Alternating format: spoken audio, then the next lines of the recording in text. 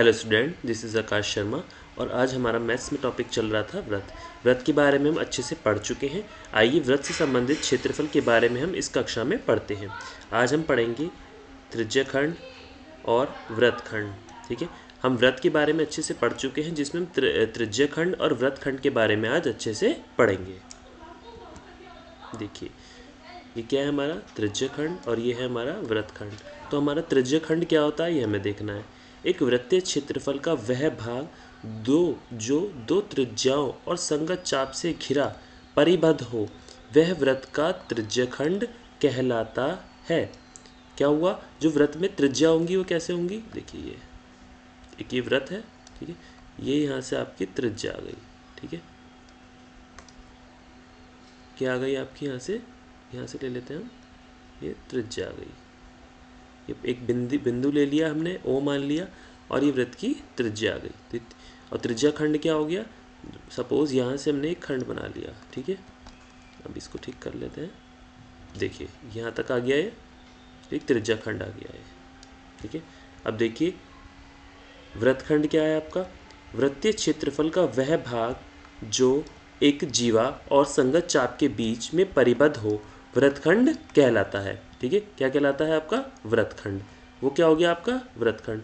तो आपकी जो जीवा होगी और संगत चाप के बीच के परिबद्ध हो तो वह व्रतखंड कहलाता है। अब जीवा क्या होती है आपकी, ठीक है, ये आपकी जीवा हो गई, और क्या कह रहे हैं, संगत चाप के बीच में परिबद्ध हो तो व्रतखंड कहलाता है। ठीक है, क्या कहलाता है व्रतखंड। अगर आप संगत चाप, यहाँ तक हमने चाप लगाई और इसको ठीक कर लेते हैं। अब देखिए यहाँ तक ये आपने अगर एक बना दिया कोण, ठीक है, तो ये क्या हो गया आपका एक जीवा, ये क्या हो गई आपकी जीवा, क्या हो गई जीवा, ठीक है। और ये क्या बन गया आपका एक व्रतखंड जो व्रत के बाहर का भी होता है। और त्रिज्याखंड जो त्रिज्या के अंदर आपका बना हुआ है, इस त्रिज्याखंड के आपसे क्षेत्रफल निकालने के लिए बोल सकते हैं, जीवा का व्रतखंड निकालने के लिए बोल सकते हैं। अब देखिए, जब तक अन्यथा न कहा जाए, व्रतखंड और त्रिज्याखंड लिखने से हमारा तात्पर्य क्रमशः लघु व्रतखंड और लघु त्रिज्याखंड से होगा। ठीक है, जब तक आपका व्रतखंड और त्रिज्याखंड नहीं लिखा जाएगा तब तक हम इनको क्या बोलेंगे, लघु व्रतखंड और लघु त्रिज्याखंड। इतना आप सबको समझ में आया। अब आगे देखते हैं। देखिए त्रिज्याखंड का क्षेत्रफल, अब इसका क्षेत्रफल कैसे निकालते हैं ये हमें अच्छे से पता करना है। अब देखिए मैंने आपको बताया था, देखिए ये तो जीवा हो गई आपकी, ये ए बी आपको दी हुई है क्या, व्रत की जीवा, क्या दी हुई है जीवा, और ये आपको दिया हुआ है एक यहाँ पर त्रिज्या, ठीक है, त्रिज्या ओ दिया हुआ है, बिंदु क्या हो गया आपका, बिंदु क्या हो गया आपका ओ। इतना समझ में आया आपको। अब मान लीजिए ओ ए पी केंद्र ओ आपको दिख रहा होगा, केंद्र ओ है यहाँ पर, और त्रिज्या आर वाले व्रत का एक त्रिज्याखंड है, क्या है त्रिज्याखंड है। अब देखिए यहाँ से पी लिया है। मान लीजिए त्रिभुज ये रहा आपका ए ओ बी, अब ए ओ बी हमने कहा लिया है, ये रहा ए ओ बी का आंशिक मान कितना है, थीटा डिग्री है, ठीक है, थीटा है हमारा, थीटा कोण किसी का मान भी हो सकता है। अब आगे देखिए, आप जानते हैं कि एक व्रत वस्तुतः एक वृत्तीय क्षेत्रफल या चक्ति का क्षेत्रफल पाई आर स्क्वायर होता है। ठीक है, अब एक हमने चक्कर लगाया है, ठीक है, ये क्या हुआ पाई आर स्क्वायर, एक परिधि का जो क्षेत्रफल होता है वो हमारा क्या होता है, एक चक्कर लगाया, समझ लीजिए एक पहिया है, क्या है, व्रत की शेप का एक पहिया है, ठीक है।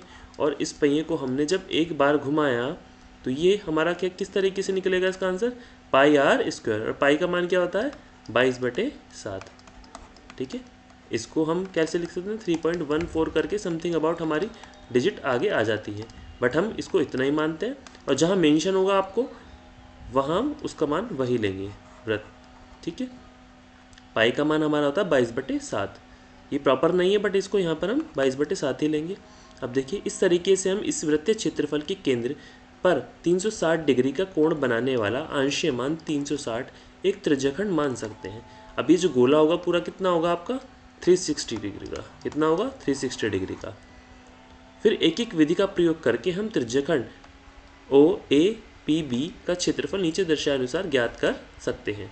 अब हम इसका क्षेत्रफल ज्ञात कर सकते हैं, ये हमारा ये है, देखिए ए बी, और आपको यहाँ पे एक पी बिंदु दिया हुआ है, इसकी सहायता से, और हमें दिया हुआ है ए बी, ये हमें दिया हुआ है लघु त्रिज्याखंड, ठीक है, क्योंकि त्रिज्याओं से बना हुआ है। मैंने आपको पहले भी समझाया था कि यहाँ से यहाँ तक की क्या हो गई, त्रिज्या हो गई। और ये तो छोटा हो गया, और जो बड़ा वाला हो गया वो क्या हो गया, दीर्घवृत्त त्रिज्याखंड। ये भी हमारा क्या हो गया, दीर्घवृत्तखंड, क्योंकि जीवा बनी हुई है और जीवा पे जो भाग होंगे वो क्या होंगे, वृत्तखंड, और जो आपके त्रिज्या पर होंगे वो क्या होंगे, त्रिज्याखंड। इतना आप सबको समझ में आया। अब आगे देखिए नेक्स्ट। जब केंद्र पर बने कोण का अंशीय मान कितना होता है आपका, देखिए इस पे आ जाते हैं हम दोबारा, 360 डिग्री है, और त्रिज्याखंड का क्षेत्रफल क्या हो गया, पाई आर स्क्वायर। एक बार हमने घुमाया, अब जब आपने एक पहिए को एक बार घुमाया तो हम इसकी परिधि क्या लेते हैं, क्या लेते हैं परिधि इसकी, पाई आर स्क्वायर। और जब इसको हम पूरे का मान लेते हैं तो भी हमारा क्या आता है, 360। तो हम इसको इसके इक्वल मान सकते हैं। जब हम केंद्र पर बने कोण का अंशीय मान, माप क्या है, 1 है, तो त्रिज्याखंड का क्षेत्रफल क्या होगा, अब हमने 1 ले लिया तो ये क्या हो गया, पाई आर स्क्वायर अपॉन 360, क्योंकि 360 पूरे का मान होता है। ये ओ बिंदु हम यहाँ मान लेते हैं। इसलिए जब केंद्र पर बने कोण का अंशीय मान थीटा है तो त्रिज्याखंड का क्षेत्रफल pi r square 360 into theta degree. तो यहाँ क्या हो गया हमारा, थीटा। थीटा कोई भी कोण का मान हो सकता है, ठीक है। तो ये किसका आ गया हमारा, जब हमें त्रिज्या दी हुई हो, त्रिज्याखंड की बात हो रही है। इस प्रकार हम वृत्त के त्रिज्याखंड के क्षेत्रफल के लिए निम्नलिखित सूत्र का प्रयोग करते हैं। ये किसका हो गया हमारा, त्रिज्याखंड का क्षेत्रफल का सूत्र का क्षेत्रफल क्या हो गया आपका, पाई आर स्क्वायर अपॉन भाग में क्या आ गया आपका 360 इंटू में क्या आ गया थीटा। थीटा किसी भी कोण का मान हो सकता है। इस प्रकार हम वृत्त के त्रिज्याखंड के क्षेत्रफल के निम्नलिखित सूत्र का प्रयोग करते हैं, ये आपने देख लिया होगा। और कोण थीटा वाले त्रिज्याखंड का क्षेत्रफल क्या हो गया हमारा, theta 360 upon into pi r square. बात एक ही हो गई।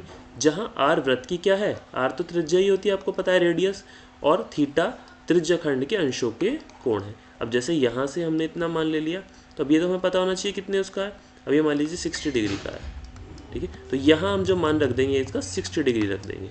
थीटा का मान क्या रख देंगे हम यहाँ पे, 60 डिग्री। इतना आया समझ में। अब नेक्स्ट देखिए, उदाहरण 2 देखते हैं अब हम।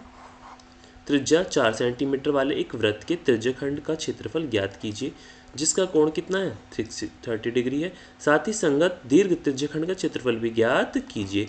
तो आपको पता है कि जो छोटा वाला होता है क्या होता है, लघु त्रिज्याखंड, और जो बड़ा वाला होता है वो दीर्घ, क्या होता है, दीर्घ त्रिज्याखंड, त्रिज्याखंड। इतना आप सबको अच्छे से पता है। अब देखिए, अब इसका मान हमें क्या दिया हुआ है, मैंने बताया था आपको, पाई का मान या तो आपको दिया होगा 22/7, या पाई का मान आपको मेंशन होगा, इसमें गिवन होगा, दिया हुआ होगा। तो यहाँ पर दिया हुआ है हमें क्या, 3.14, ठीक है। इससे हम निकाल लेते हैं। अब दिया हुआ त्रिज्याखंड क्या है, OAPB। देखिए OAP और B आपको दिया हुआ है, ये आपको 30 डिग्री दिया हुआ है। अब देखते हैं त्रिज्याखंड का क्षेत्रफल का फॉर्मूला हमें पता है, हमने पहले भी अच्छे से समझा था, theta upon 360 degree into pi r square. तो थीटा हमारा, थीटा का मान हमें दिया हुआ है कितना, थीटा दिया हुआ है हमें 30 डिग्री, ठीक है। तो हमने क्या रख लिया यहाँ पे, इसमें मान रख लेते हैं 360 इंटू 3.14। और आर क्या दिया हुआ है हमें, आर की वैल्यू देखो गिवन है हमें यहाँ पर, त्रिज्या 4 सेंटीमीटर, आपको दिख रही होगी, 4 सेंटीमीटर। जो त्रिज्या है ये हमारी है 4 सेंटीमीटर, ये दोनों त्रिज्या हमारी 4 सेंटीमीटर की। तो 4 इंटू 4 इंटू सेंटीमीटर स्क्वायर, ठीक है, ये हम कर सकते हैं। तो ये आ गया हमारा काट के 0.6/3 सेंटीमीटर स्क्वायर। तो क्या मान आ गया इसका, 4.19 सेंटीमीटर का स्क्वायर। इतना आपको समझ में आया। अब नेक्स्ट देखिए, संगत दीर्घ त्रिज्याखंड का क्षेत्रफल, ठीक है। अब हम इसका कैसे निकालेंगे, दीर्घ वाले का, तो हम पाई आर स्क्वायर में से माइनस कर देंगे छोटे वाले का क्षेत्रफल, तो बड़े वाला अपने आप निकल के आ जाएगा। तो हमारा इसका मान आपको दिया हुआ था, इंटू 4 इंटू 4 16 हो गया आपका यहाँ पे, माइनस इसका मान हमारा क्या निकल कर आया था पीछे, 4.19 सेंटीमीटर। अब इसको हमने इंटू कर लिया, गया 46.05 सेंटीमीटर स्क्वायर, और ये कर हमारा क्या आ गया 46.1 सेंटीमीटर स्क्वायर। ये अबाउट में आ गया, लगभग इतना ही आएगा। अब वैकल्पिक रूप से हम देख लेते हैं दीर्घ त्रिज्याखंड का क्षेत्रफल। अब हम ये तो हमने निकाला किससे, माइनस करके। अब हम इसको फॉर्मूले में रख के देखते हैं। तो 360 degree minus theta upon 360 into pi r square, ये हमने फॉर्मूला लगा दिया। 360 माइनस हमने 30 डिग्री वाला लेस कर दिया, तो बचा कितना हमारा, ये वाला कोण बचा। अब देखिए, ये पूरा फॉर्मूला हमने रख दिया इसमें, और हमारा मान क्या आ गया, ये आ गया, ठीक है। तो ये भी हमारा समथिंग, तो दोनों का मान क्या हो गया, इस तरीके से आ गया। तो इतना आपको समझ में आया, क्या है इसका मान 46.1 सेंटीमीटर स्क्वायर। ये किस में आ गया, अबाउट, ठीक है, लगभग में। इतना हमको समझ में आ गया है। अब नेक्स्ट देखते हैं उदाहरण 3। आकृति 12.9 में हमें दर्शाया गया है, वृत्तखंड का क्षेत्रफल ज्ञात कीजिए यदि वृत्त की त्रिज्या 21 सेंटीमीटर है और हमारा जो त्रिभुज है AOB हमारा 120 सेंटीमीटर है, ठीक है, 120 डिग्री का है हमारा, देखिए बस। और हमें पाई का मान दिया है 22/7, तो कहीं पर हमें पाई का मान क्या मिलेगा आपको, 22/7, तो कहीं पाई का मान आपको दिएगा 3.14। तो जो मेंशन हो आपको उसके अकॉर्डिंग करना है, अदरवाइज आपको क्या मानना है, 22/7। अब देखिए आपको दिया हुआ है AB। अब ये त्रिज्याखंड क्यों है, अभी क्या है, त्रिज्याखंड नहीं है, क्या है, जीवा दी हुई है आपको, ये है वृत्तखंड। तो इससे हमें पता चलता है वृत्त के अंदर बना हुआ है, ठीक है, ये जीवा पर बना हुआ है। इसका मान आपको दिया 120 और ये आपको 21 सेंटीमीटर दोनों की भुजा दी हुई। वाई एक बिंदु दिया हुआ है आपको। अब हमें क्या करना है, क्षेत्रफल निकालना है इसका। अब AYB का क्षेत्रफल क्या होगा आपका, त्रिज्याखंड OA का क्षेत्रफल माइनस OAB का क्षेत्रफल, ये समीकरण नंबर 1 हो गया। अब त्रिज्याखंड OAYB का क्षेत्रफल क्या हो गया आपका, 120 आपको दिया हुआ है इसमें अपॉन 360 इंटू 22/7 पाई का मान, और आपको दोनों भुजाएं जो रेडियस थी R वो दे रखी है 21 सेंटीमीटर। तो हमारा ये आ गया 462 सेंटीमीटर स्क्वायर, ये समीकरण नंबर 2 आ गया। अब त्रिभुज OAB का क्षेत्रफल ज्ञात करने के लिए हमें क्या लेना पड़ेगा, AB पर OM को लंब लेना पड़ेगा, ठीक है। अब देखिए यहाँ से इसको M मान लिया हमने, ठीक है, इसको हमने क्या ले लिया, लंब ले लिया है पर, और AB हमारा ये रहा, दिख रहा होगा आपको, जैसे कि आकृति 12 पॉइंट इसमें दिखाया गया। देखिए आकृति क्या है, अब देखते हैं आगे आकृति। ध्यान दीजिए OA हमारा बराबर है OB के, देखिए ये बराबर है आपका इसके, तो हमारा OA किसके बराबर है, OB के। इतना आपको समझ में आया, ठीक है। अब RHS सर्वसम्मतक से हमारा AMO हमारा बराबर भी है और हमारा समरूप भी किसके, BMO के। इतना हमें समझ में आया।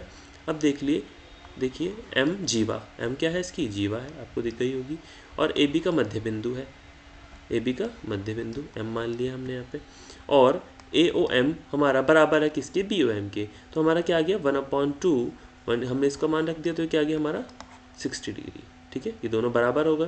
तो मान लीजिए OM क्या है हमारा x सेंटीमीटर।